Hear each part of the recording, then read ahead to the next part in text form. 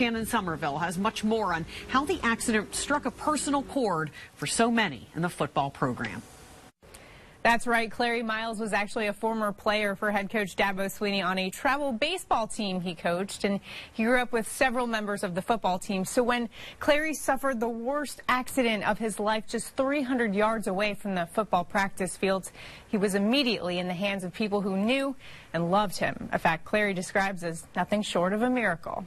I love Clary Miles. I've known him since he was literally probably 4 or 5, and my son Will, they were the same age, grew up together all the way through school, and played baseball together, played basketball together, and one of the most kind young men you'll ever meet. Just has brought a lot of joy to a lot of people's lives. Coach Swinney never expected that the kid he knew since age 4 would be at the center of one of the most terrifying accidents he'd ever seen. Last thing I remember, like, concretely is pulling out of the lot and seeing this big black truck headed towards me. At around 6 o'clock on October 3rd, Clary Miles says he was turning left onto Perimeter Road when he was T-boned by an oncoming truck on the driver's side, sending him skidding across the road down the cliff that overlooks the football practice facility. Coach Swinney was addressing his team over here like he always does after practice when they heard the screeching of brakes and then the crackling of timber as the car slid backwards down the ravine, and then the entire team just rushed over sprinting to try to help. It was just this unbelievable moment, and our team just reacted, and everybody took off running.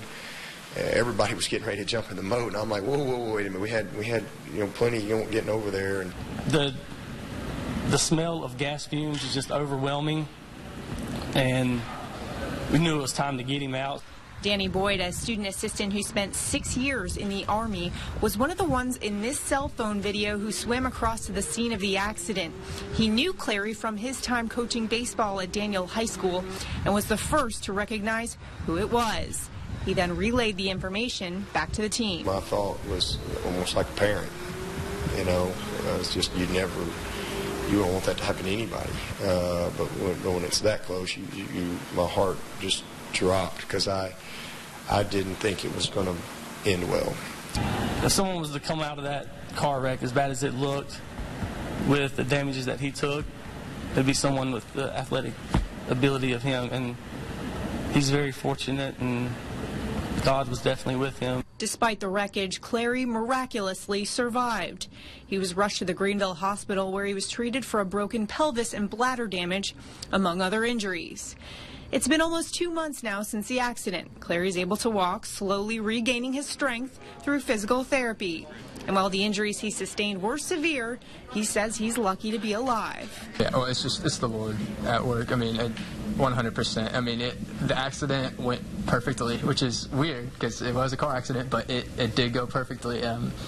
You see pictures of the car, and I shouldn't be here, but I am. It's just not a coincidence. It's 100% the Lord at work. Clary's parents, Kevin and Paula Miles, don't believe it was a coincidence either. We just feel like God ordained that day, and that He had things put in place to be in the best interest of Clary at that moment. And it's just it's kind of overwhelming when you start thinking about all the pieces that came together. It really is unbelievable that he had, as few injuries as he did, and, that he's still here. It scares me to think about, had we not been there. But that's just God's grace, and there's no question in my mind that the good Lord has angels around Clary and that car, because it is a miracle that he didn't walk away from it, but he's doing as well as he is right now.